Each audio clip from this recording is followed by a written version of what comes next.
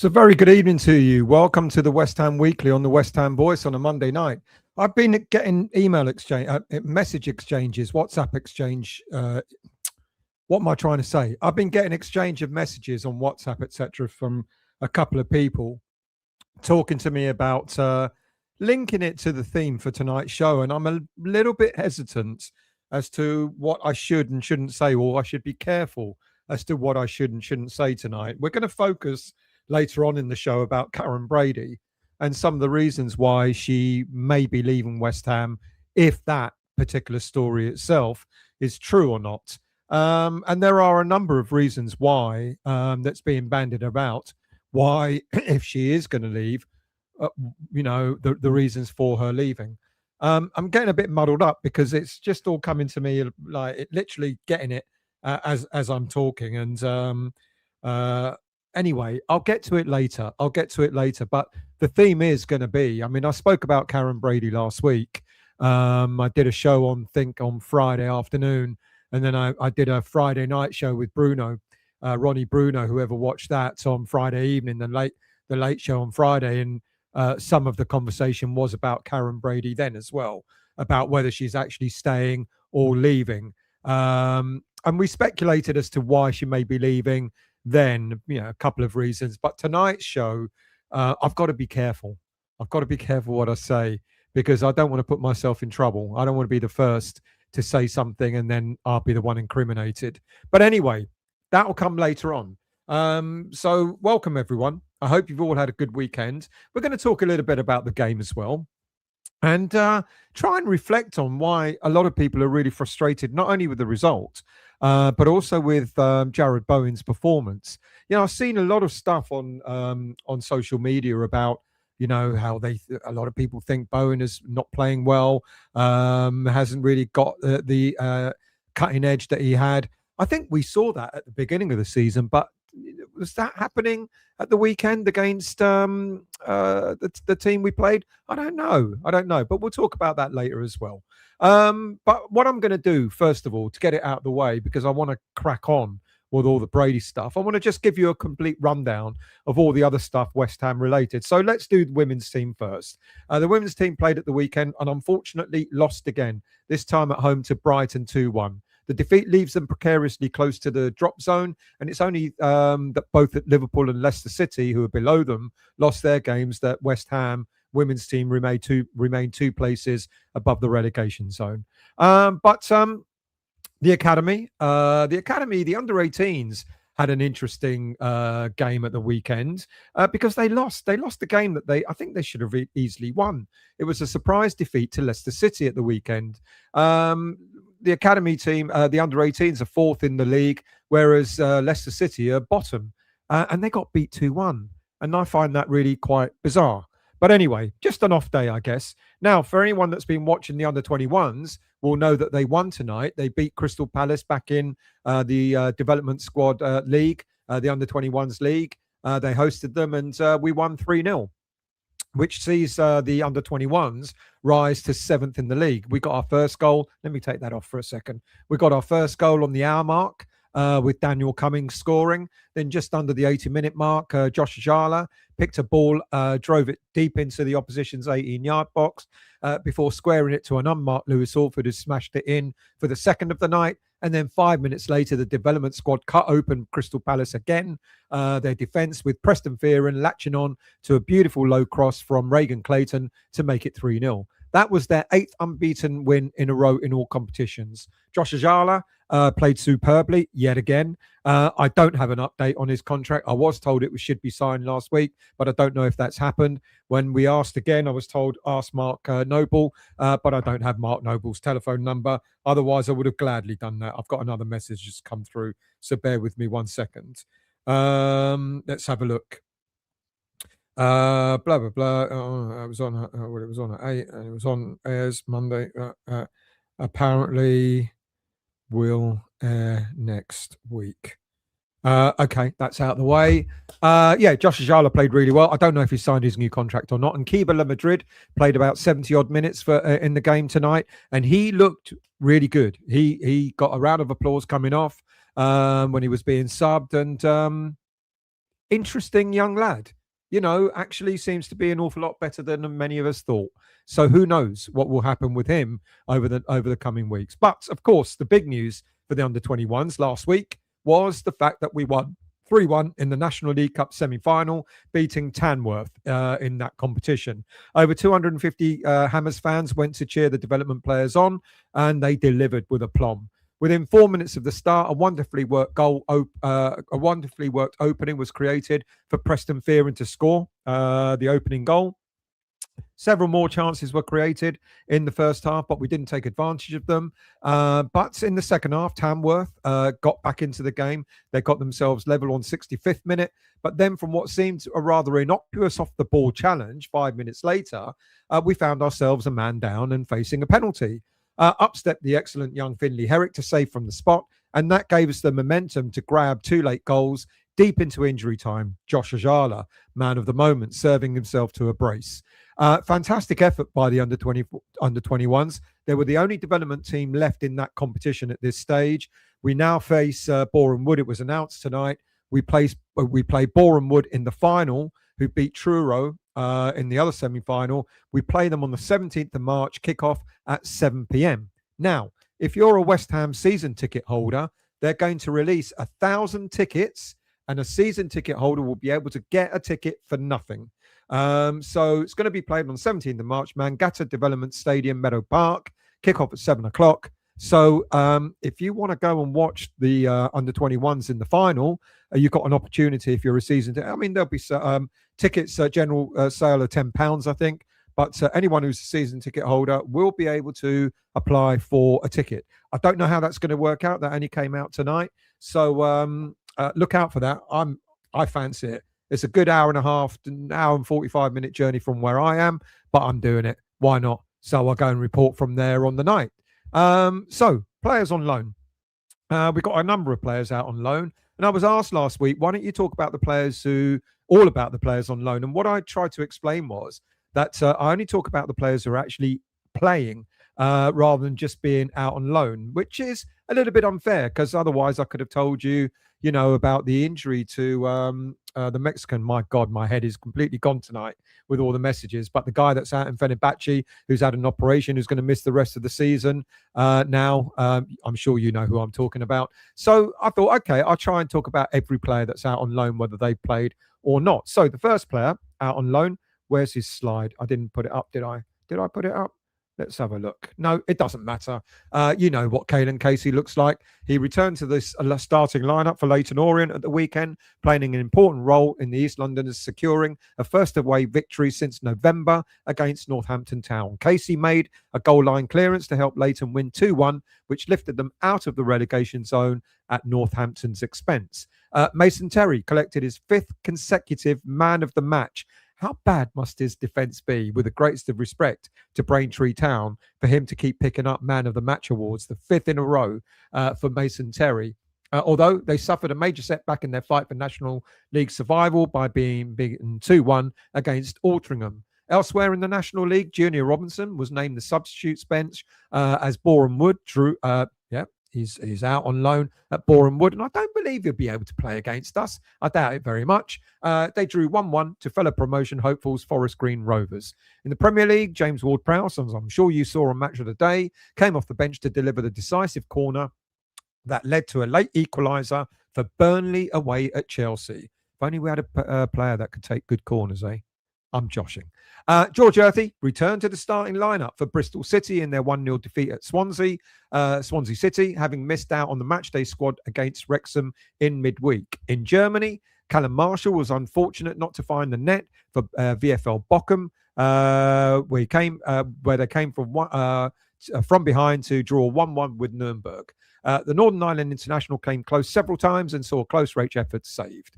In Italy, Serie A, Maxwell Cornet, remember him, was an unused sub as Genoa leapfrogged Torino with a 3-0 victory. Nicholas Fulkrug featured as a second-half sub in AC Milan's 1-0 home defeat to Parma, their first league loss since August. And finally, Christian Heggie for MTK Budapest recovered from 2 goals down to draw, or his team recovered from 2 goals down to draw 2-2 at home to Puskás Akadémia. after conceding 2 first-half penalties.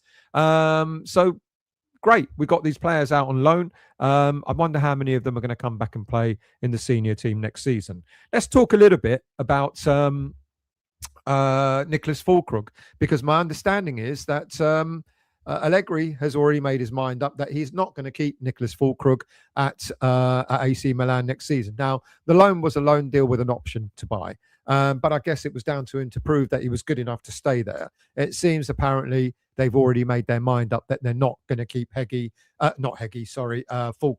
at AC Milan, which means that we'll have him back at the end of the season. And depending on which league we play in, look, whatever league we're in, we're going to try and get rid of him. But the problem is, if AC Milan are not going to have him at the club, it means we're going to have to get rid of him at a bargain knockdown price. Now, before I talk about the game, and then before I go on about Brady, let's look at your comments, see who's in the chat, etc. Good evening to you, Foxes. 100% jumping. That's in relation to Brady. Good evening to you, Stephen. How are you? Question: who takes over from Karren Brady if she leaves the club? That I do not know. I don't know. I'm sure they'll, maybe there's their opportunity to get a proper CEO in. Who knows? Someone that's a footballing person would be really nice. But it's all speculation that she is going to leave at this moment in time. Anthony, good evening to you. I hope you're well. Believe Brady and Warren, both women, were pushed. No, I'm going to talk about Tara Warren later on. My understanding is she wasn't pushed. And then, given what I'm going to, the information I'll give you later on, you make your minds up whether Brady has been pushed or is being pushed or not. Michael, good evening to you. Brady was in Russia. It would be out of hotel. Toha, good evening, mate. I hope you're well. Thank you for joining. Good evening to you, Harry. How are you? I hope you're well. Thank you for joining as well. Good evening, Mark. I hope you're well. Good evening to you, Galispero, to you, Steve. I hope you're well, mate. Thank you for joining. Good evening, Mr. Lawless. How are you? I hope you're well. Thank you for joining on my show tonight. Ian, under 21s beat Palace 3-0. Absolutely. Who else have we got? Sean, good evening to you. I hope you're well. Stephen again. West Ham under 21s won 3-0. Absolutely, they did. See, I can't see the comments. I just bring them up. So forgive me if you've already telling me what I already know. But that's all right. I don't mind. David, how are you? I hope you're well. Thank you for joining as well. Sean, at least one of the Saturday's 5:30s produced the right result. At least one of the Saturday 5:30s produced the right result. Well, the point. As much as people were upset with the point, it seems to be an invaluable point now. James, good evening to you. I hope you're well. Good evening to you, Zanussi. To be fair, Harry, that's how she got the job in 96. I don't know what Harry said, but I'm not going back. Who else got? Mike Travels. Good evening, mate. I hope you're well. Resign, Brady. It could happen. I think Thursday's going to be a significant day for West Ham United because Brady will be meeting with the fan advisory board, and she's the aim of the fan advisory board is to talk about things about the club and talk about the protests and talk about this time round also talk about the accounts. Which are going to be pretty awful, pretty damning. But I'll go on to that in a moment. Brendan, Harry, as usual, been enjoying some jazz Sabbath. I didn't know you were into jazz, mate. We need to have a chat and see where you go and etc. Adam, how are you? I hope you're well. Watch the under-21s 3-0. La Madrid looked good. Was thinking about Orford. What's the plan there? Seems like a complete waste of a season. Didn't Villa offer 10 mil? We don't want to sell him. He signed a big contract last year, I think 7 years. I could be wrong, but it was for a long time. We don't want to sell him. We should have sent him out on loan, but I think there's time for that. And there's time for the young lad. He's only 18. I think he's good. But again, Adam, it's one of those things with our under-21s. I'm not saying we almost do it with every single player. We say, he's great. And then we send them out on loan. They don't get to play. And then we think, well, if they're not making a championship team or a League One team, then how good can they be? We've got some decent players in our senior squad at the moment. Ezra Myers clearly is a cut above the rest, with the greatest of respect to them. They're all good prospects, but Ezra Myers is making it. Mohamedou Kante, I think he had a slightly better game in the cameo that he played again at the weekend. But we've got like Ollie Scholes, Ezra Myers, Mohamedou Kante. We got Freddie Potts. We've got a good number of academy players in the senior squad right now. We can't get them all through, with the greatest of respect, and some will have to go out on loan. I think for Orford, I think it's a shame he didn't go out on loan this season, but I'm expecting him to go out on loan next season. I'm expecting that's if we stay in the Premier League, and I'm expecting him to go out on loan to a championship team, get regular game time, and then see how he fares. And that, I think, is the right way to do it, because we put a lot of onus on the under-21s and say they're great, and then we get a little bit disappointed at times, don't we? I think we're doing well. If you think about having so many under-21s academy players in the senior squad right now, that's unprecedented. We've done really well. Ironically, we had a manager in Graham Potter we thought was going to develop the under-21s, and he did nothing of the sort. And yet we've got Nuno, who I don't know if he's renowned for bringing through academy players, and yet he's got all these academy players at his disposal. Let's not forget, Nuno could have just kept some of the seasoned pros that he got rid of in January. Instead, he decided that some of the academy players were probably better than what he decided to get rid of. Mohamedou Kante is a prime example of that. Alvarez is the person I was thinking who had the operation.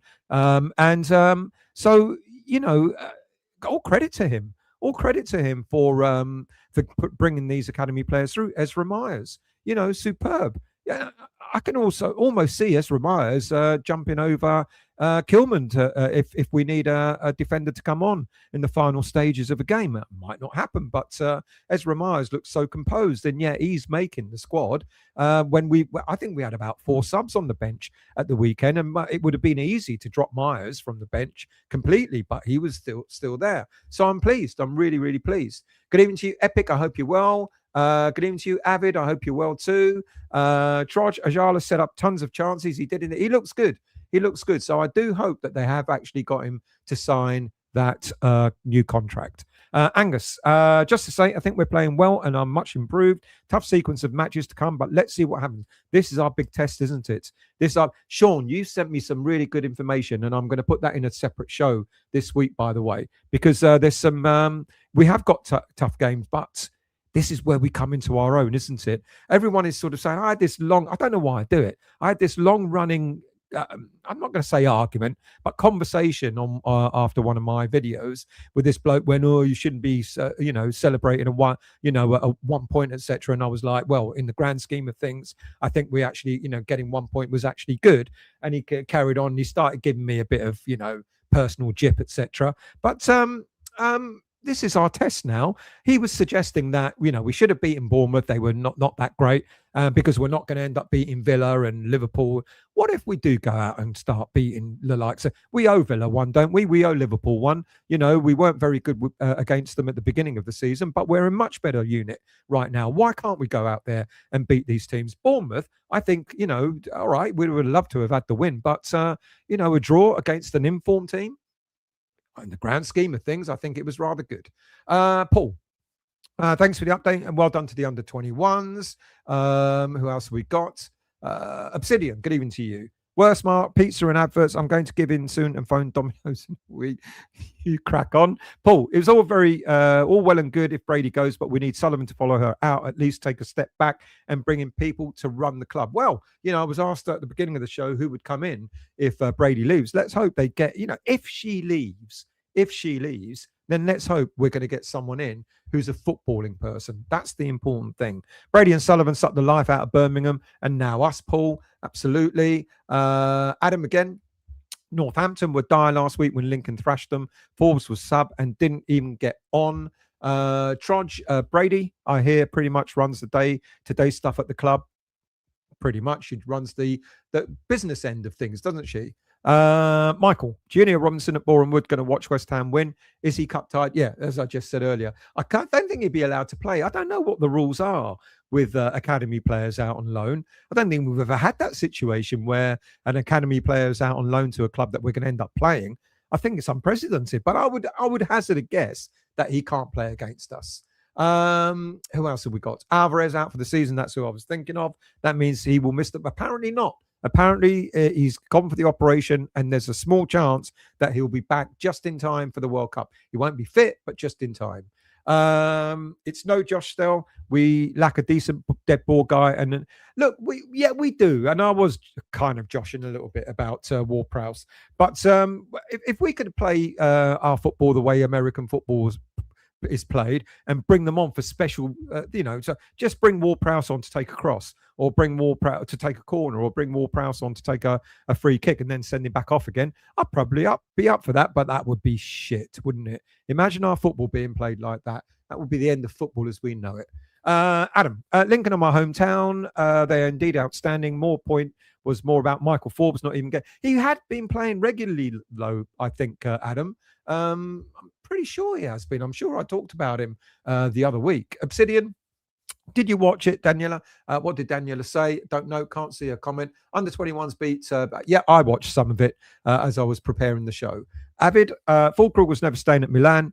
That is true. He was a stopgap to cover for injuries. That is also true. Lee, good evening to you. I hope you're well. John, I'm in Lincoln also, the best Lincoln side in earlier. Oh, God, it's a West Ham channel, but they talk about Lincoln. That's all right. You crack on. Sharky, what was the TIFO like inside the ground? I'm embarrassed to say I got there a bit too late and didn't see it. So I only saw photos of it, but from the photos I saw, it looked fantastic. A fantastic tribute to Ludo. Absolutely. Salient, good evening to you. Soylent, my mistake. Clock is ticking for Sully as well now. Yeah, I think I get the gist of what you mean. Brian, is the Brady rumour confirmed? No, it's not. I've tried, but no one has confirmed it. Daniela, didn't Brady say she was thinking leaving West Ham last summer? I don't know. Did she? That's kind of news to me. Sorry, I'm getting distracted. I'm going to have to answer him later. Vinay, good evening to you. Bournemouth are no mugs, and West Ham could not put away the half chance. My gut feeling is Spurs are going down. God, fucking, wouldn't we fucking celebrate? I don't swear normally, but my God, wouldn't we celebrate if that happened?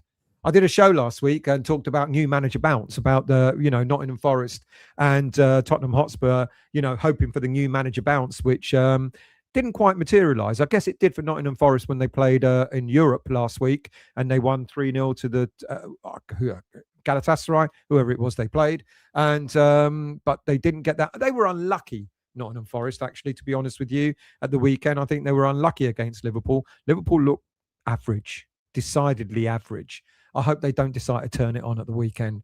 But I think Forest were unlucky, and when it came to Tottenham Hotspur, new manager bounce.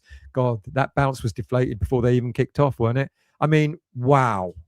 4-1. I mean, you'd think a new manager bounce, even if you lost, you lose with some dignity, but to lose 4-1 against Arsenal at home, no new manager bounce there. Obsidian, Sully has several clocks ticking. West Ham, CPS allegedly, Grim Reaper, etc. Charles, good evening to you. I hope you're well. Michael Tara was a right-hand girl. She's giving Brady a heads up to get out. Interesting comment that. Good evening to you, Ronnie. I hope you're well, mate.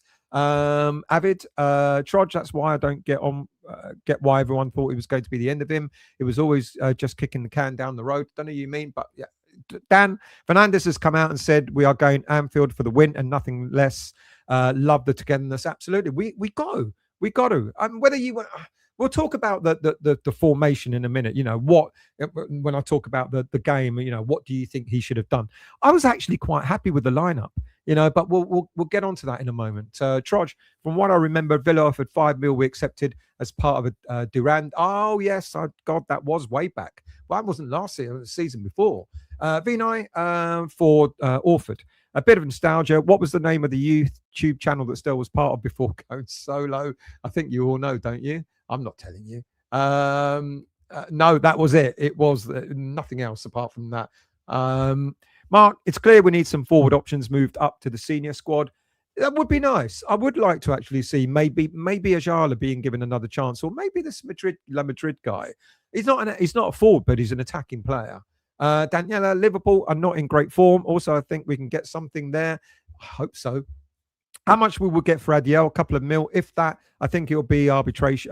Arbitration. It goes to when actually no. At his age, I don't think we're going to get anything at all. I could be wrong. Antonio, Brady out, Levy in. I can see that. Fucking hell. Talk about jumping out of the fire into the frying pan, or the other way round. Dan Love, that from Fernandez. Great attitude. Liverpool not the same as last season. Let's hope they remain not the same as last season this coming bloody weekend. Let's not hope we don't turn up there and they go, oh, we've got our scoring boots on. But I'm going up there and I'm looking forward to us doing something good there. We owe them. Just want to big up everyone over the weekend who took part in the Tifo of Ludo. We've done him proud as a club, absolutely, even though I got there late. I'm embarrassed, but I got there late. Andrew, Magassa, Kante, and Potts have all got big futures. Plenty to come from all of them, in my humble opinion. Your humble opinion, I think, is correct. I like Magassa. He didn't have the best of games at the weekend, and he didn't have the best of games against Burton either. But he's the sort of player that he was good at the beginning of the season. I thought he was a breath of fresh air. I think Potts is as well. And I think Kante, in time, will get there. Absolutely, totally agree. Trudge. Yeah, he was one of those he was that good. Ronnie, 1 point is better than none. Absolutely agree, mate. 1 point is absolutely better than none. Vinay, good thing Disarzi is playing okay, because he's already made he's a ready-made nickname. Zanussi, he's been great. He's overseen 3 clean sheets since he's been here.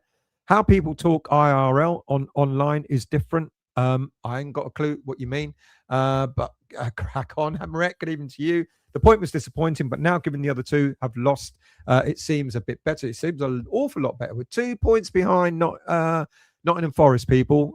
2 points behind. They're not that far away now. And I know we've got a difficult run-in. But then so have those teams as well. Haven't got easy run-ins either. Michael, Q, is the World Cup at risk with all the trouble in Mexico at the moment? I heard that in the news earlier today. Apparently there's a lot going on there, but then you look at what's going on in America. Is it at risk there as well? My God, what a time to be playing World Cup football. Adam, reset pieces. I thought our corners against Bournemouth were better. A lot better than they have been. We've beaten the first man most times. Vonnie wanted Wolves to beat Palace, but who are in free fall, but they messed up. Don't want to be the only side who Wolves beat this season. So long as we stay out, so long as we get out of the bottom 3, if we give them that, that's all right. Huge. Good evening to you. Kretinsky has got to take some blame for the financial mess we're in since becoming a shareholder. What has he done? Absolutely nothing. He's done what an investor does. Whether we like it or not, he's done what an investor does. He's invested his money. He's got a good dividend back. He's reaping it. He's getting, whilst we're still in the Premier League, he's getting good dividends back. I think he's already made his money back, and he doesn't need to do anything else. Now, I remember when Kretinsky arrived, everyone was like, he's going to be our savior. This is the man that's going to save West Ham United, etc. It was never going to happen. And we've now realized this. How long has it been since he's been here? 4 years? Something like that. He invested his money. He's got his dividends back. I think he's made his money back plus profit, I think, is my understanding. And he doesn't need to do another thing. He can just sit there and let his money do the work. That's what happens when you get an investor in. Ekim, fancy still having his phone on doing an important show. Well, important stuff coming through, mate. But there's stuff that I'm a bit apprehensive to talk about. Avid, the only supporters club near me is a Spuds one. You better believe I'll be there giving it to them if they go down and we stay up. Be careful, mate. You don't want to get, set apart. I love that. Paul, at this moment, I prefer being the chaser, being only 2 points behind Forest. Imagine how Forest... Exactly that. Forest and Spurs, and maybe one or two other, maybe Leeds, etc., might now just be a bit too clear. But Forest and Spurs are looking over their backs, going, and I agree with you. We've got the momentum. We've actually got, in terms of performances, in terms of spirit, in terms of our results, etc. We've only lost one in the last 5, something like that, and that was an unfortunate defeat against Chelsea when that night. Anyway, but so we're kind of an informed team. We're the 4th or 5th most informed team at the moment, and the teams above us, Man United, Bournemouth, whoever else. We've drawn with 3 of the informed teams above us, and Arsenal are the only other team that we've be lost against recently. So, yeah, I agree with you. I think they should be looking over their shoulders. Daniela, Trudge, don't worry about Richarlison. He cannot hit the door at 5 feet. Take a look at the spuds on your YouTube. They are war with each other and the club. Good. Let them crack on. Let them crack on. Let them implode. Arthur, still got to play Liverpool, Aston Villa, Man City, and Arsenal. I know, but so have some of the other teams as well down there. You know, I think Liverpool's, as people have said this weekend, they're not looking good. They're not looking good. Aston Villa, Man City, Arsenal, are we really going to lose all 4 of those games? I'm asking you in a serious, in the current position that we're in, the way we're playing at this moment in time, honestly, do you honestly think we're going to lose all 4 of those games? I don't. I don't think we're going to lose all 4. Man City, you know, they always find a way. They always find it easy against us. Arsenal, I think we're going to give them a game. Aston Villa, we're going to give them a game. And Liverpool, they're not in form at the moment. So why not? I'm not suggesting for a minute. I'm not deluded enough to think that we're going to win these games. Of course not. But we walk away. Let's say, for argument's sake, we walk away with 3 points out of those 4 games. Are we going to then complain, oh, a point's not enough? After we played Liverpool, Aston Villa, Man City and Arsenal, I'd be like, thank you very much. Ronnie, where we can win Saturday, Liverpool don't look special, and we are firing. Exactly that. Exactly that. Trudge. Hades' comment coincides with our wins at Anfield. Is it happening this year? Amaret, at the start of January, Spuds were 12 points ahead of us. Now they're only 4. There you go. That's why you've got to believe. You've got to believe. Michael, and I got accused of that. You know, apparently you shouldn't be spouting your positive rhetoric. You know, it's like you're gaslighting people. Fuck off. You know, you see it as you see it, don't you? You know, some people want to do the doom and gloom and other people want to do the, you know, maybe sometimes I'm a little bit too half glass full. And it's not alcohol. You know, maybe I am, maybe too good for my own good. But I can't, you know, I can't just say, what's the point of doing a show and just going, oh no, we're going to lose. Every week we're going to lose, we're going to lose, we're going to lose. Yeah, there was a point earlier in the season when we looked absolute shite and we were going to lose almost every game. But now it's changed, doesn't it? We've got a freshness about us. Sean, I can't believe Stoll got to the ground late. He'd never. I got there for kickoff, but I didn't get there for the TIFO. Arthur. Leeds still got to play Burnley, Wolves, Palace, West Ham, Spurs, Man United and Man City. There you go. See, these other teams have also got to play the teams around them, some of the better teams, etc. I have a real good feeling about the match this weekend. Could be our time. Don't. Yeah, I know. Dan, Tracy Bubbles, it's great to hear players with this attitude. It shows that there's fight and character within the squad. Absolutely. Mr. McLaren, good evening to you. Stroke the like gently. You stroke your like in private, mate. Vonnie, with clubs having to submit their finances, what are the chances of points being docked? Can't, because we haven't fallen foul of PSR. So that's okay. It's only if you fall foul of PSR. It's not going to look good. We're going to be over 100 million over in debt. How? I don't know. Well, I do know because our transfer business is absolute shite. But no, we're not going to be docked because we haven't broken PSR rules. Is what my understanding. You can be in debt so long as you're not breaking PSR rules. And my understanding is we haven't done that. Trudge, I will go mental if they do get relegated, though. I think we'll have a fucking party. I'll have a party. I'll invite you all around to mine and we can have a party and enjoy it. Or we can go up to Tottenham and join, who was it that's going to be near their supporters club? Andrew, we got to play Wolves, Everton, Leeds, Brentford, Palace, Fulham, 18 points. No reason why we can't win all them games to take us to 43 points. There you go. There's the positivity. Josh, I'm not enjoying the amount of negativity I'm seeing about Bowen. The YouTube channel socials are responsible in some ways for the morale of the fans. So much. I don't get that. And I'm going to talk about Bowen when I do the review of the game once I get through your comments. I'm confused. Arsenal away, Michael, a 3-point banker. We win there more than any other ground. Be nice to cost them the title, as we've done in the past. Mr. Williams, recovered from the weekend, have you, sir? Hope you're well. Roberts, La Madrid played Verlaine tonight. La Madrid played Verlaine tonight. I don't understand that. You need to elaborate. Obsidian, Arsenal thrashed us if we play Mads. They shoot from range and we need Areola's shot stopping. We're there now. You know, Mads is our number one. And unless he completely fucks up, he will remain our number one. Turchik as manager, Bilic as assistant in championship. No. If we go down, I think I want I want Nuno to stay. And I think he might give us a season. With Paco, he'll get us straight back up. Daniel Estelle, we just won. We just win one of those games against a team no one expects, and we really make things interesting. And everyone says we have hard games. So do they. Everyone's got hard games. We're not the only ones down there that got hard games. James, even to you. After Leeds defeat, I thought we were down, but recent form and other results, I believe we've given ourselves a chance. With good form, we need Pablo back soon. Yeah, it's amazing that he doesn't do much, and yet we all miss him. No, but he does do a lot, doesn't he? He may not score goals, but Trudge, I've not seen much negativity here. I've seen a few things. I haven't seen any shows, but certainly on social media, it's been quite negative about Bowen. Huge. How can Kretinsky have earned so much if we're lost over 100 mil? Shareholder. Can only earn a return if we make a profit. Not really. You can make a return on your dividend. One of the massive differences, the atmosphere at home has improved a lot past a couple of games. Hammerette. Bowen is having a slight dip in form, but why would people be negative about him? I don't get it. He's carried us in that front line for years. Right, let's talk about the game in a bit more depth.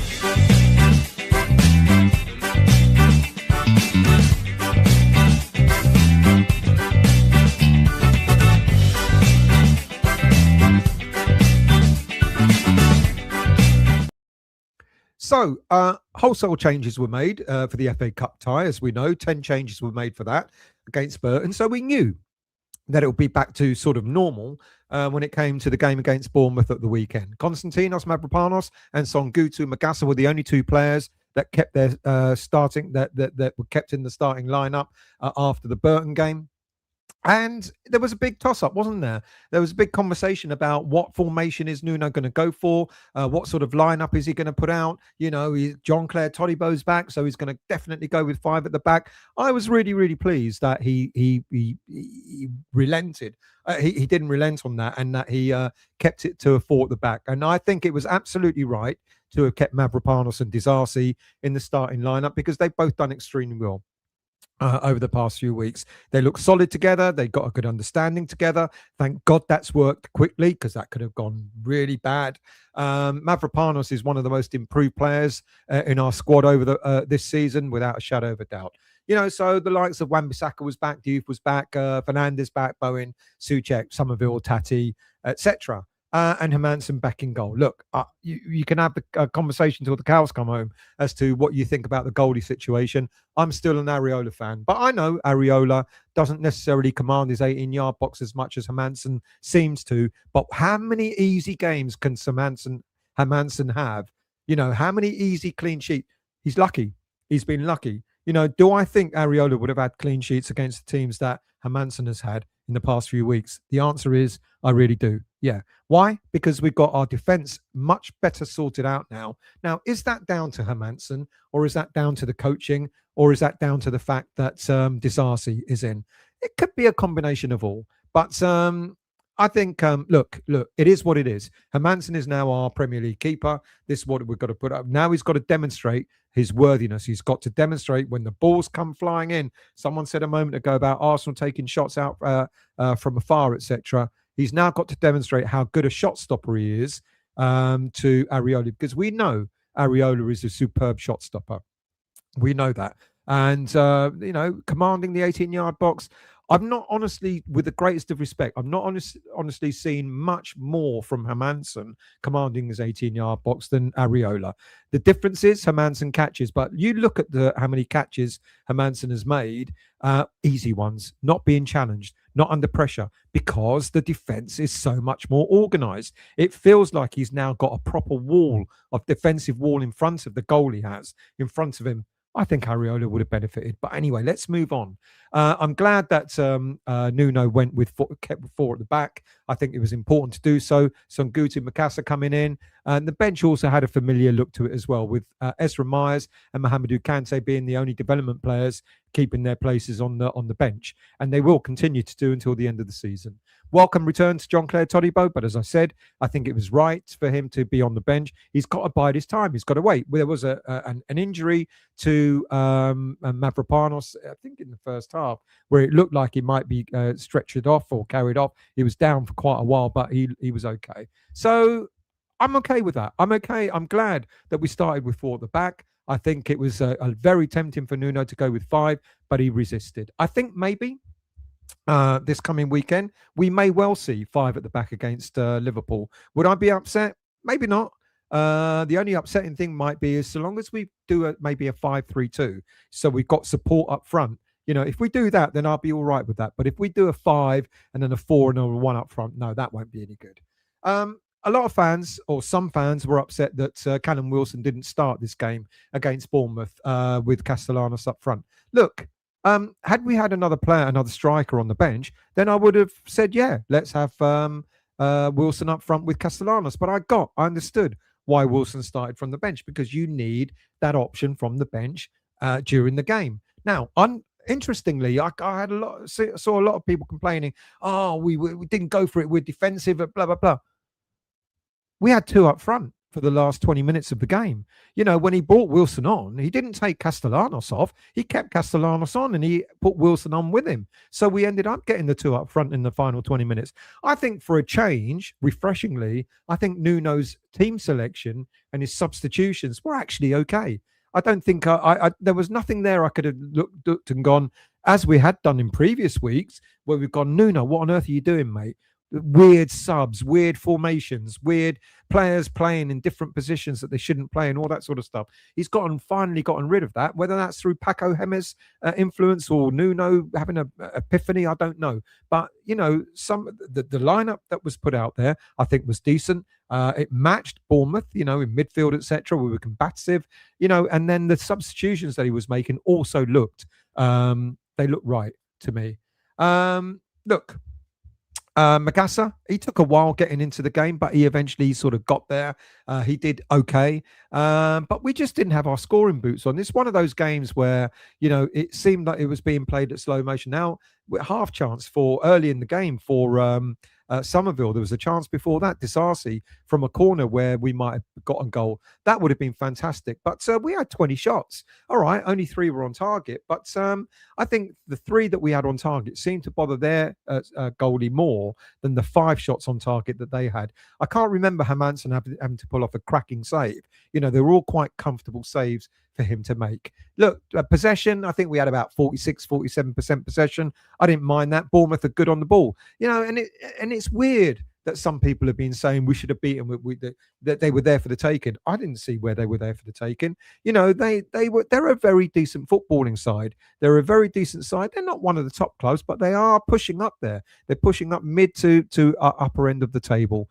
But we were controlled. We controlled the game. We controlled our defence. We looked comfortable. Bournemouth were kept at arm's length. The only chance I remember being, a little bit worried about was when Ryan got the ball and he ran half the length of the pitch and then he did that curling shot which hit the post. But other than that, excuse me, they didn't really bother us too much. I think we had the better chances.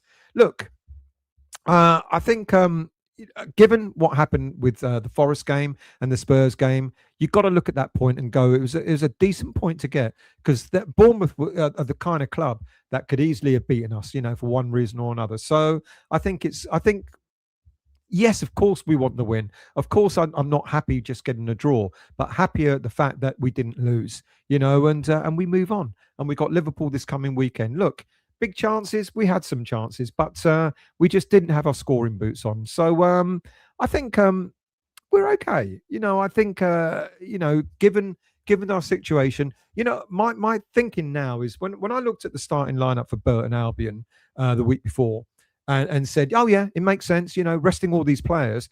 Now, in hindsight, I'm wondering maybe what we should have done against Burton is maybe play half a dozen of our usual starters, maybe play Bowen, play Somerville, etc. Get a comfortable win, keep that winning feeling going. And then, during the game when we're comfortably winning, then take those players off and finish the game with, the academy players and all that sort of stuff. In hindsight, maybe we should have done that in order to keep the momentum going, in order to come into the game against Bournemouth going, all right, some of you have had a rest, but there's others, you played against Burton's, and then carry on as where you left off. But the downside to that, of course, is imagine we already lost Freddie Potts because of sending off. Imagine if we'd picked up an injury on, I don't know, Somerville, or I know he came on later in the game and scored the goal, but if he'd started and we got an injury on Somerville or Bowen or Castellanos or something like that, imagine the outcry. Imagine the outcome. What's Nuno doing playing all these players against a team like Burton? Can't win. But in hindsight, maybe in order to keep the winning mentality, the winning momentum going, maybe we should have played maybe 4, 5, 6 players in the starting lineups, a normal team that played against Bournemouth, maybe half a dozen of those playing against Burton, getting that win and then moving on. Because maybe the mentality would have been, we had a rest. It was almost like an international break. You remember every time we have an international break, we at West Ham United always come back from it being a little bit, sort of lackluster, not sharp enough, and maybe that's what was affecting us. Too many players had too much time off, having nearly 2 weeks off, hadn't played football, and then maybe that's why we had the performance that we did. It wasn't a bad performance, but it wasn't a gung ho performance, was it?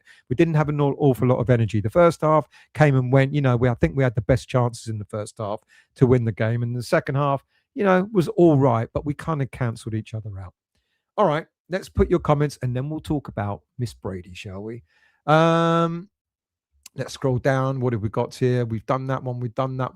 Good evening to you, John Hallett. How are you, mate? Vinay, good evening to you. Spurs have forgotten how to win, and a new manager who has no Premier League experience, players who are too good for a relegation fight, not looking good for them. Absolutely. Sharky, Bowen is arguably our best player. Oh, yeah, I was going to say about Bowen. I forgot to mention him. People are going on about Bowen. I mean, he had that chance at the end of the game where he went to strike it. I thought he might have just stumped his foot, or there was a challenge that came in.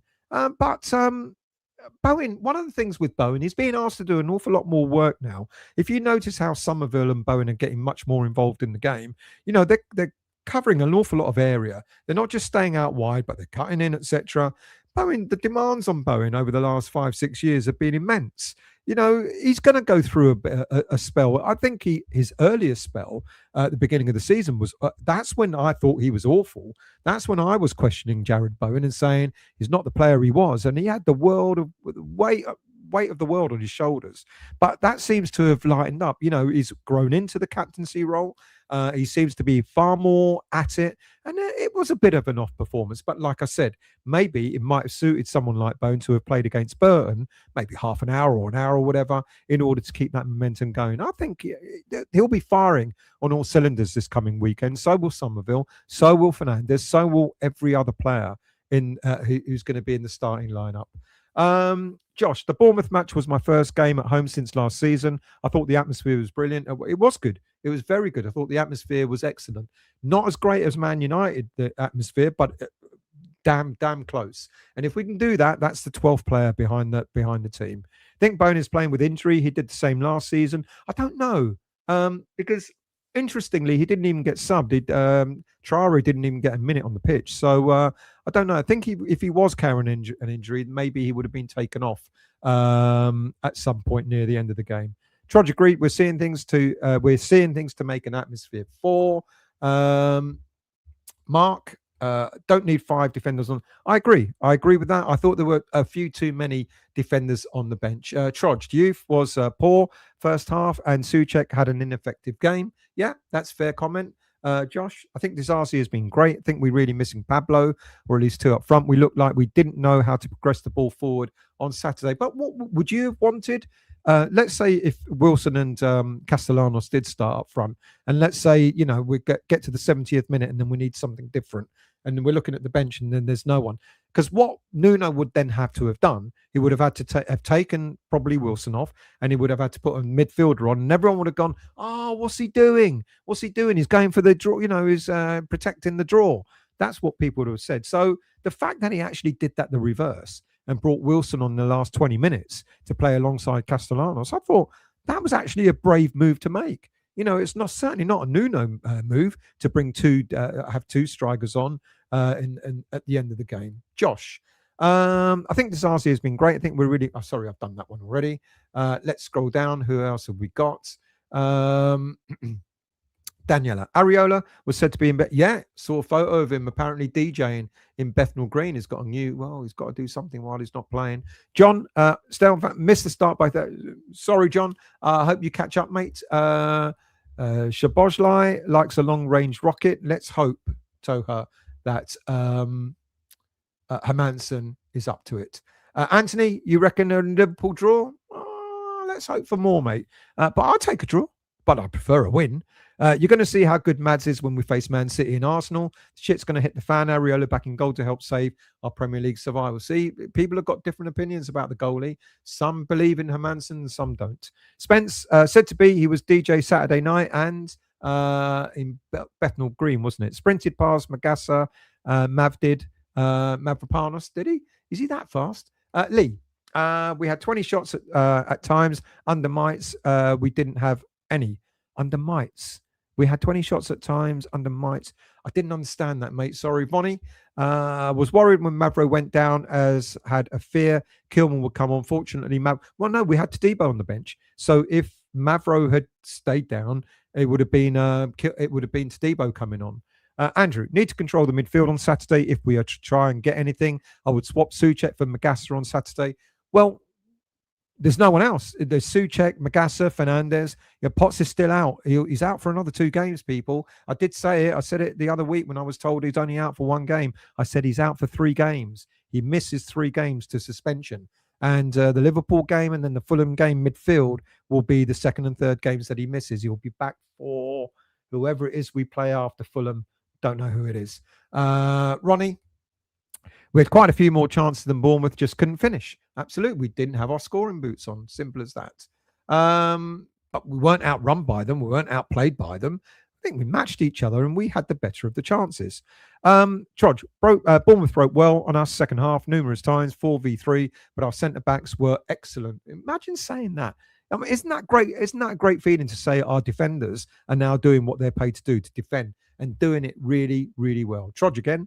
We tried to push on, but they were just slick on counter and passing through us. Paul, apparently Nuno can be dismissed without compensation if we are relegated. Apparently he can.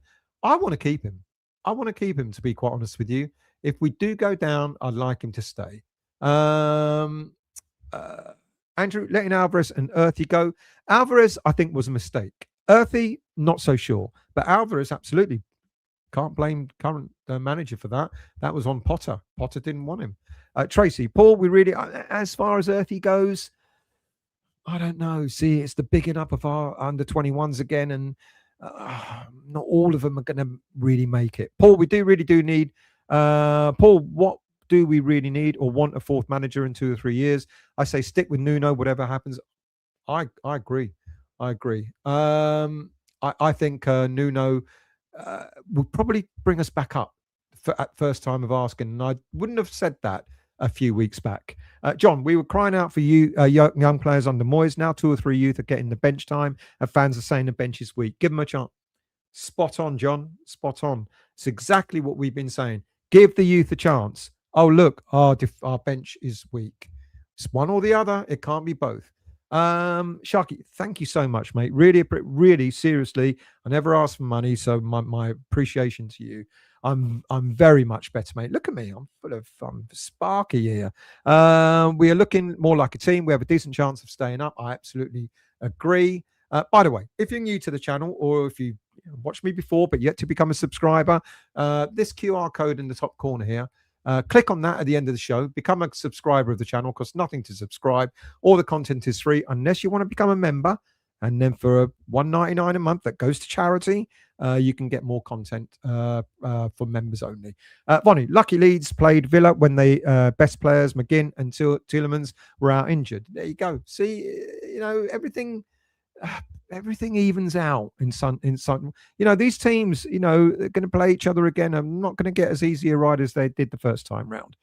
Josh, and that includes us. Teams that beat us easy, they're not going to get the same sort of. We're not going to allow them to run roughshod over us again in the games coming up. I don't think his lineup and subs were bad. Genuinely didn't think the draw was a bad point. I just don't think we were fully at it. Unfortunately, we looked a bit sloppy in attack. Yeah, I agree with. I make you right. Good evening to you, Jace. I hope you're well, mate. Thank you for joining. Mark, read in the French press, Aguerd having terrible games alongside Pavard in recent weeks. That's his problem, not ours. Look at him. He really wanted to leave, didn't he? Really wanted to leave, and now he's not even doing it where he's gone. Josh, it was hilarious how much the crowd booed the Timu Garnacho at right back for Bournemouth. Do you know what? I can't remember why he was being booed. James, good evening to you. Kante needs to go out on loan to a championship team next season. That's if we don't go down, of course.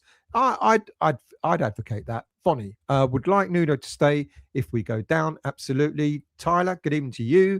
Bin relegation zone isn't nice, but I'd much rather be the hunter than the hunted. Yeah, someone else said that earlier, mate. Mark, yeah, become a subscriber. I'm nearly on 10,000. It's taken a lifetime to get there. Andrew, I thought Kante looked decent in his cameo against Bournemouth. I give him an opportunity on Saturday. He may get his chance, maybe a bit longer coming from the bench. I remember when we played Man United away and he came on. He looked like an absolute beast. He was going at the Man United midfield and they couldn't keep up with him. So, yeah, he might well get his chance at the weekend as well. Not from the start, but maybe certainly coming on from the bench. Still, relegation battle isn't the right time to chuck a load of under 21s in. This should have been done over the last couple of seasons. I get that, James. I get that. But if Nuno thinks they're good enough, then he's going to give them an opportunity. Josh, they were massively time wasting, if I recall. They were. Plus, fans hate someone with colourful big hair, couture, etc. Thank you for subscribing, mate. Much appreciated. Harry, what is the timeline of channels you've done on YouTube still? Please, could you run through it? What is the timeline of channels you've done on YouTube? I don't understand. I've only ever done 2 channels, West Ham Network and this one. And I think I started this one, I don't know now, 4 years ago, 3 years ago. I genuinely don't know. Shall we talk about the elephant in the room? Brady potentially jumping ship and Sully's immunity ending at the end of February. Nice segue into doing that. I'll do one more comment. I think we will survive, but we'll have the toughest run in our bottom 5, but we have great momentum at the moment. Let's do that now. So we all know all the conversations that it came out last week. That apparently we, let's see if I've got, there you go. There she is. It came out last week on Friday. I did a show, I think it was Friday or even Thursday, about Karren Brady. I was given information, Karren Brady, Karren Brady's leaving. And I went, really? And so I was asking around. No one seemed to know anything about it. But the news hasn't gone away. No, repeat, not the news. The rumour hasn't gone away. The rumour about Karren Brady has not disappeared. Is she leaving West Ham United? Well, I asked again this week and I was told yet again that nothing is confirmed. Now, here's how things are going to go at this moment in time. She meets with the fan advisory board this coming Thursday. It's the regular meeting that she has with the FAB. I don't know how regularly they meet, once a month, once every 2 months, whatever it is. But what they talk about are things like the stadium, about any issues with the fan base, of course, the protests that are going on, and so on and so forth. Things like standing. When are we going to get a standing area, the designated standing area, and all that sort of stuff. And this coming Thursday, Brady's also going to be meeting, also talking about our latest our accounts. And from what my understanding, and you already know, my understanding is we've been repeatedly told it's not going to look good. We're going to look at highlighting losses in excess of £100 million. That's what's being reported. Now, could that be one of the reasons why Karren Brady might be leaving? If she leaves, it could be. It could be one of the reasons. The other reason that apparently people are questioning, which I asked last week again, was all about Tara Warren. Now, for those of you who don't know who Tara Warren was, Tara Warren had been with West Ham United for something like 17 years, had worked her way up, was kind of more or less Brady's wing woman at West Ham United, and she's now left her role at West Ham to become a non-exec director at the newly formed footballing regulator. Now, the footballing regulator is something that had been discussed for quite a number of years. It's brought in by the government in order to regulate football, because Brady was one of the advocates of not having a footballing regulator. She came out against it. She was quite adamant that we didn't need a footballing regulator, that, football can manage itself. But clearly, we can't regulate ourselves. Look at the way things happen. Look at the way people find ways of bypassing all the rules, PSR rules and all that sort of stuff. Look at all the charges that are still outstanding against Man City, that they could probably get away with. you look at the footballing regulator and you ask yourself, what sort of job are they going to do? They're going to look at governance. They're going to look at finance. They're going to look at how a club is run. They're going to look at all the sort of stuff that, ironically or not ironically, Hammers United and the protests are all about. We want better governance. We want more transparency. We want to know how the club is being run on a financial basis. We want to know why we're £100 million in debt. When what people see the headlines. Declan Rice was sold for over £100 million. We sold this player for this much money, etc., etc. What we forget about, and there's no excuse, but what we forget about is how much money we squander. And the footballing regulator is all about governance. How do you manage your team? How do you manage your club? How do you manage the heritage of the club? How do you manage the way your business is being run, transfers, etc., etc.? All that sort of stuff is going to come in under footballing governance, under the footballing regulator. Tara Warren could either be an asset or a hindrance to West Ham United. And one of the other reasons why people think Brady might be leaving is because now that Tara Warren has jumped ship, gone over to the other side, gone over to the footballing regulator, she will know everything that's happened at West Ham United, how the club is run, of which Karren Brady is part of. Karren Brady is a crucial part of how the business end of West Ham United is run. So some people are speculating that Tara Warren's going to spill the beans. Tara Warren will go to the footballing regulator and go finger pointing and go, look at West Ham. This is how they do all these things really, really badly. So there's that theory. There's the theory that quite possibly that because Tara Warren's gone to the footballing regulator, that Karren Brady is going to be under more scrutiny. That's possible. It's possible. But I don't think that's what Tara Warren's going to go. I think that Tara Warren, ironically, could be an asset to West Ham United in the sense of, offering advice how we can better run our football club.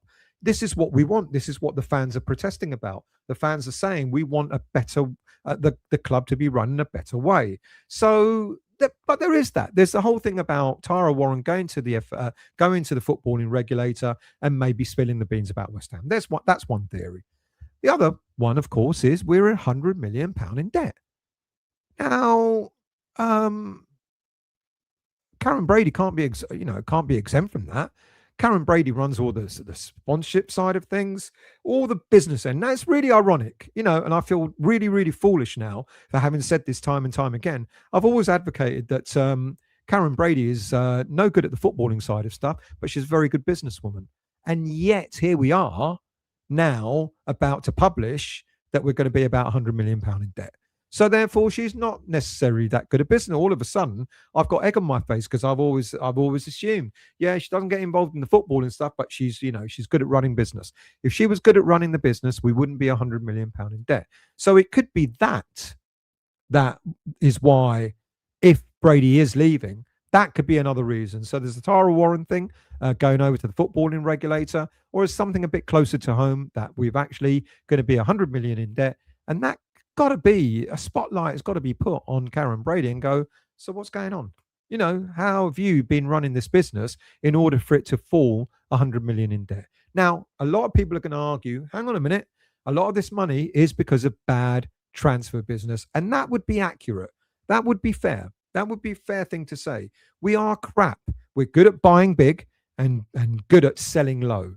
Is what we do. The completely reverse. We should be buying low and selling big, but we never do that. We always buy big. We always buy, over the last few years, especially when we're in Europe, etc., the amount of money we've squandered since Pellegrini all the way up to the modern day, to the present day, since Pellegrini up to the present day, we have squandered money really, really, and before that as well, under Bilic. But primarily, the big money started to be spent from Pellegrini onwards. 45 million for this player, 40 million for that player, 30 million for that player, 35 million for that player. Oh, they're going, right. Oh, we paid 45 million for him. Oh, well, let him go for 25. 40 million for that player, Anderson. Oh, I'll tell you what we'll do. We'll let him go for virtually fuck all. That's why now it's caught up with us over the years. We buy big, we sell cheap, and that's why we're in the mess we're in. So not all of it can be blamed on Brady, but that could be another reason, because we're 100 million in debt. Where's the sponsorship? Where's the big? Every time we get a shirt sponsor, with the greatest of respect to the shirt sponsors that we got, they're not big bucks, are they? Even when we were flying high in Europe for 3 seasons, we still couldn't capitalize because we were stuck with Betway. Whereas a lot of other clubs, when they're in Europe, they really capitalize. They get good shirt sponsors. They get, all right, we can't get sponsorship for the stadium because we don't own it, but at least shirt sponsors and other sponsorship deals. We always seem to get sponsorship deals that don't seem to be big bucks. Big bucks for us, but when you compare it to other Premier League clubs, not really in the grand scheme of things for a Premier League club. So there's that stuff. So there's the whole thing about all the money we've lost, and that could be another reason why Karren Brady, if she's going, and apparently now people are speculating that she's going to announce at the FAB on Thursday afternoon, Thursday evening, she's going to be announcing that she's leaving. I've asked again tonight. I've asked, any news, any updates, and I keep being told, no, nothing as yet. So maybe, it won't come as a surprise if she resigns. It won't come as a surprise if she doesn't.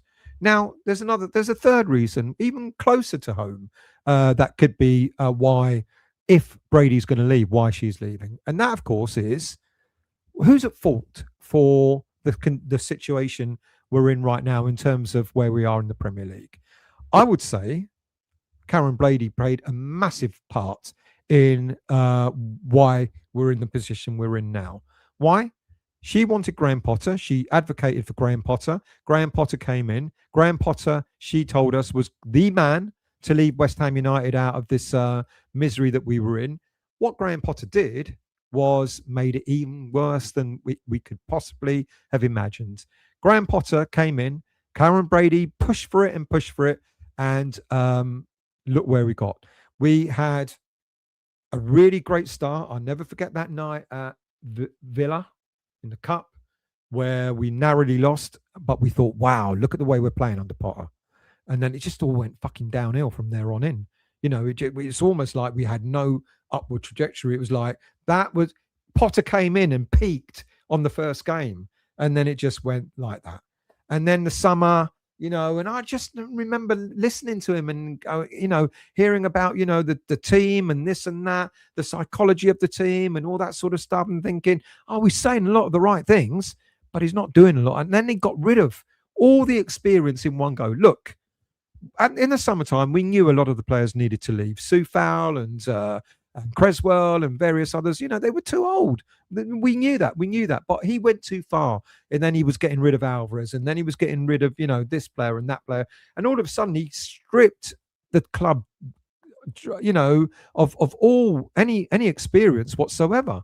And I guess he wanted to bring his own players in. And I get that as a manager, you want to bring your own players in, but he bit off more than he could chew. That's down to Brady having brought him in, and Potter being a completely awful manager, far worse than any of us would have imagined him to have been. So maybe the situation that we're in, and if we do go down, that could be attributed to Karren Brady. She was gung-ho, wasn't she? She was bravado. Do you remember the interview she did? And she said, oh, we're a record, whatever number of years we're in the Premier League. And you knew the writing was on the wall then when she was bragging about how long we spent in the Premier League, sort of like without getting 10 years. We're 10 years in the Premier League. Look how great we are. Well done, Karren. You had to bloody well say that, didn't you?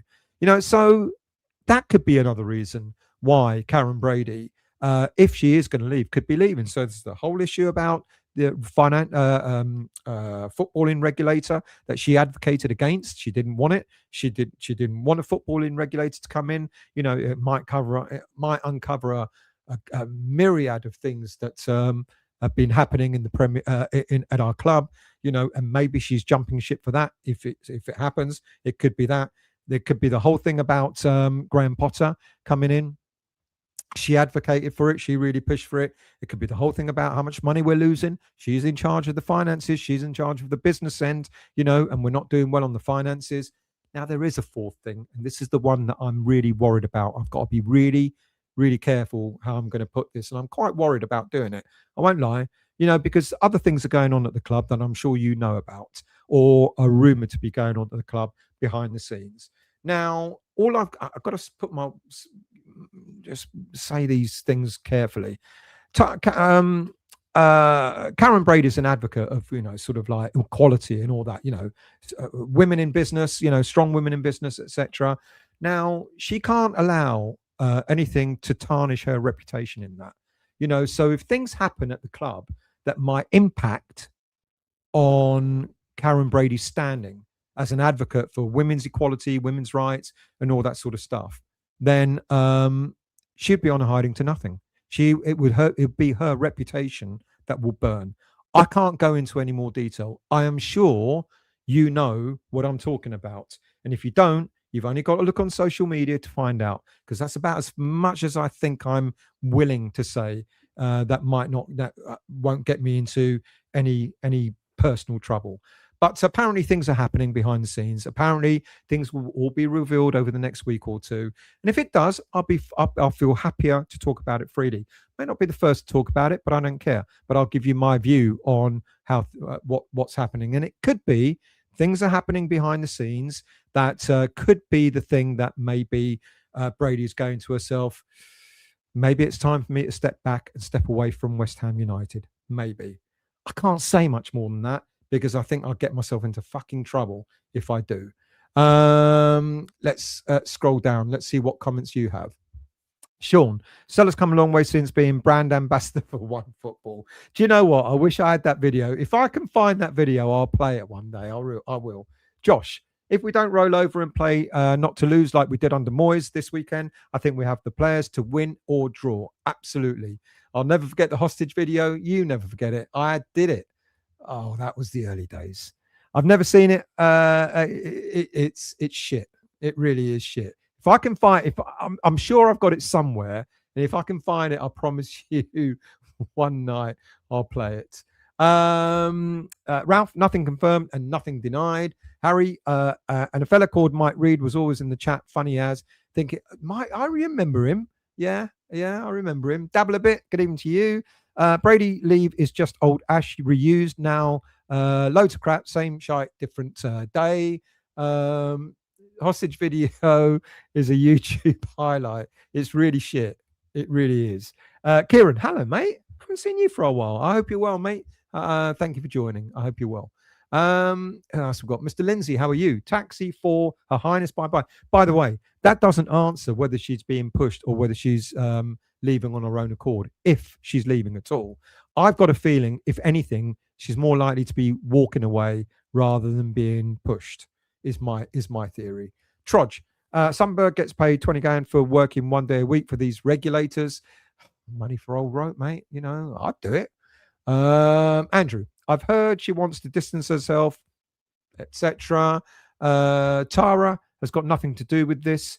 No, I was throwing it out there. I'm not saying she did, but it's just a theory. That's all. Just a theory. Dabble a bit. West Ham Network was a sellout channel. They also want conning the West Ham fans with their T-shirt competition. How funny the presenters kept on. I can't speak for. I don't know. Brady is not a stupid person. Hammerette leaving now before shit hits the fan will not save her reputation. It might do. It might not. Who knows? Excuse me 1 second. Everything keeps getting a bit funny. Lobster Man, how are you? The money's got to be going somewhere. Yeah. Agents' pockets, bad deals, it's going into the never. It's going into, when we signed, pick an example. We signed Anderson for £40 million. We sold Anderson for nothing. I mean, literally a couple of mil. We sent him out on loan and then we ended up getting rid of him for nothing. We did that with Skamaka. We did that with Hilaire. We did that with a number of players. So then, of course, people forget that. People go, yeah, but we sold Declan Rice for 100 mil, 105 mil. Yes, we did sell Declan Rice for 105 mil. Yes, that was pure profit.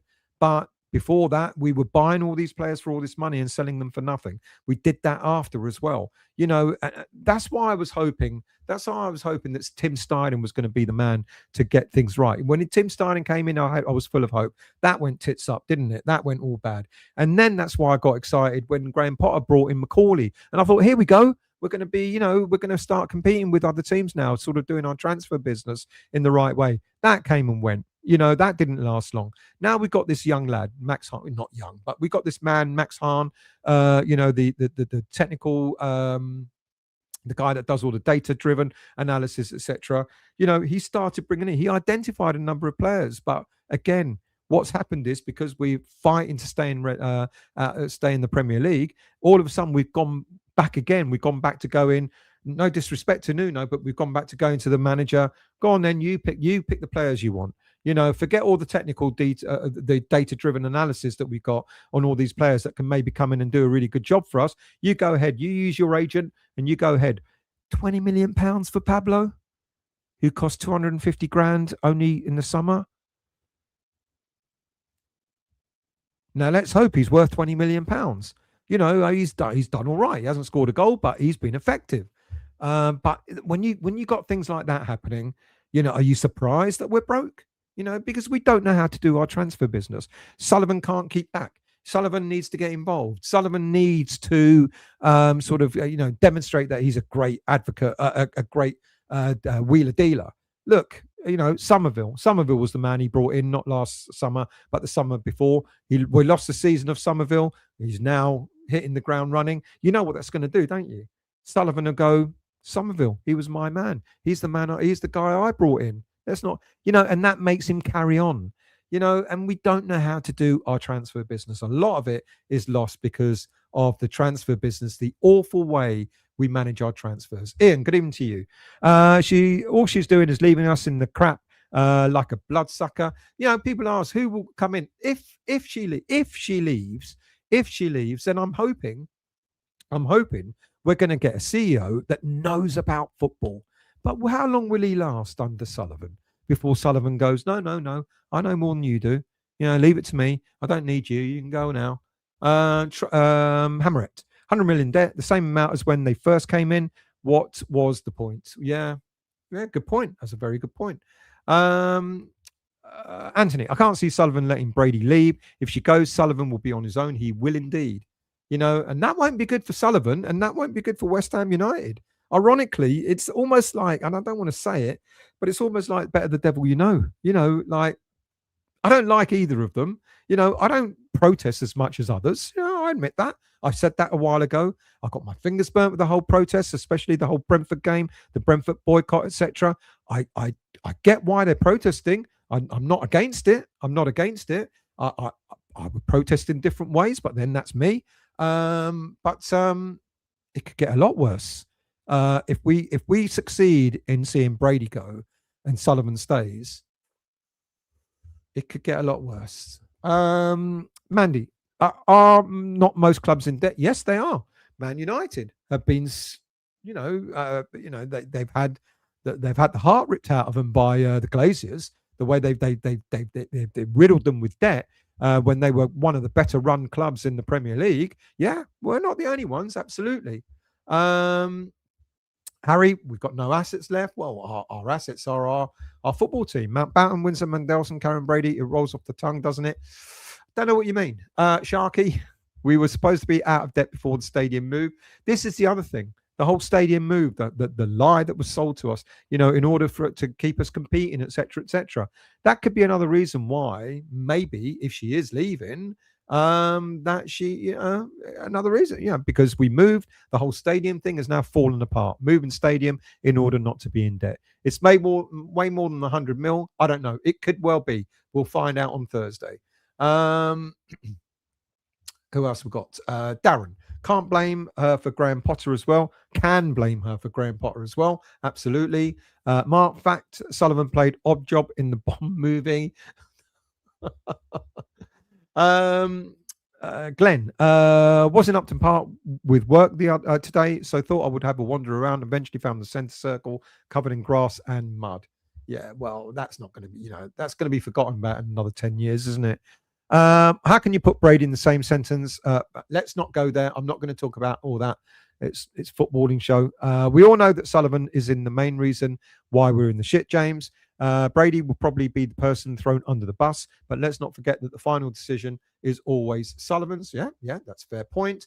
Jovi, good evening, mate. I hope you're well. Keep your eyes out on the upcoming panorama. Yeah, I know. Apparently, it will now not be shown till next Monday unless a special comes in sooner. I'm not going to talk about it. You have to go and find out for yourself, but it's linked to what I've just been discussing. Andrew, no naming rights for the stadium is a big problem for our finances and why we're hemorrhaging financially. But unfortunately, even if we do get naming rights, we don't get all the money because we don't own the stadium. David, astonishing that West Ham get Sky money, got money from Rice deal, 100 mil when lost when GSB arrived. Could they be going when a loss of more than 100 mil would not put it? Could they be going when a loss of 100 mil? Could be. But if they sell the club, they don't care whether it's 100 mil in debt or not, because someone's going to pay them the money that they want and they'll go off into the ether with their millions. But whoever buys the club will inherit the debt as well. Hammerit, I think it's a collective for the reasons she is leaving, mostly the allegations. I can't say any more, can I? I can't. I don't want to put myself in trouble. I think I've already said too much. Harry, that's lucky Andrew would be watching Ann Summers' Amstrad Bowl. What did Andrew say? Hammeret, don't get shut down. We all know, I know you are, but I don't want to incriminate myself. I'm not rich enough to incriminate myself, so I'm not going there. Vonnie, she was also boasting about having the cheapest season tickets in the league. That won't last very much. I think you got my point, Harry. David, West Ham has stayed in the Premier League since 12-13, so how did they get into this mess with Sky money coming in, year out? Yeah. I will try and find the hostage video. I promise you. I'll have a look over the week, and if I can find it, I'll put it out as a 30-second special. What else we got here? James, showing away of unwanted wage in way of cutback. Showing away of unwanted wage in way. I didn't understand that, James. Sorry, mate. You're gonna have to try and retype that. Hey, Stel, do you want to buy a cat? No, I've got fucking 3 already, mate. I know. Well, how many did you say you got? 13 on the farm or something? Leave off, mate. I'm not telling my missus where you live because she want to come and visit. Kevin, how are you, mate? I'm very well, and I hope you are too. Sean, we need Pablo back pronto. He's priceless for us at the moment. Imagine that. He is decent, absolutely decent. James, what's Sullivan dealing with behind closed doors? I don't know. Connor, exactly. That's why I can't get excited over her leaving. We don't know who could replace her. This is it. Not I'm saying better the devil you know, but you don't know who could come in. How about Amanda taking over? Yes, Amanda Staveley. Good shout that. Yeah, I take her. The one that was at Newcastle. She knows football. She is a footballing person. Yeah, good shout. James, wasn't Sullivan and Brady both arrested back in 2008 for false accounting? I actually genuinely don't know, James. But that's interesting. I didn't know that.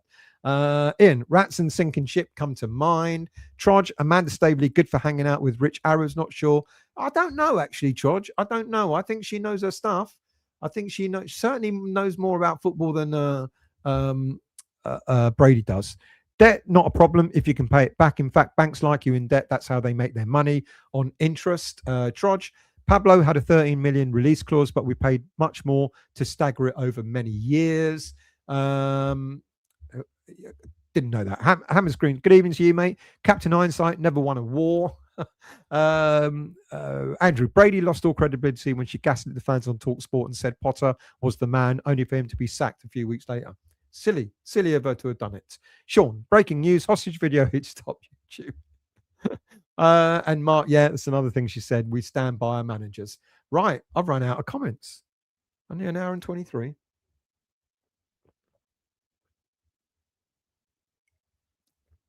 Let me do a recap. So, talked about the game. Talked about I don't understand how I don't understand how we could be upset with a point, and that Bowen is getting a lot of slack on social media for his performance. It wasn't the best, but it certainly wasn't the worst. He's played a lot worse throughout the season. Congratulations to the under-21s for the final that they're going to play 17th of March. Like I said, it's on the 17th of March at Boreham Woods Ground, which is northwest London, just outside northwest London. It's if you're a season ticket holder, you can get a free ticket. I don't know how it's going to be done, but you get a free ticket, or otherwise access is £10 for a ticket for the final of the National League Cup final between West Ham Development Team and Boreham Wood. We talked about that. We talked about the game, and then we've talked about the elephant in the room, which is Karren Brady, and the reasons why she may or may not be leaving West Ham. As I said, as of now, it's still uncorroborated. You know, no one has turned around and said she's definitely leaving. The meeting she's got with the fan advisory board on Thursday is going to talk about the finances, going to talk about our accounts, the published accounts being over 100 million in debt, going to talk about the protests, going to talk about all the other things. And maybe if she's leaving, she'll announce it there to the fan advisory board. So watch out for that. WTBS, blah, blah, blah. If I had a cat, I would perhaps own a collar, but I don't. Okay.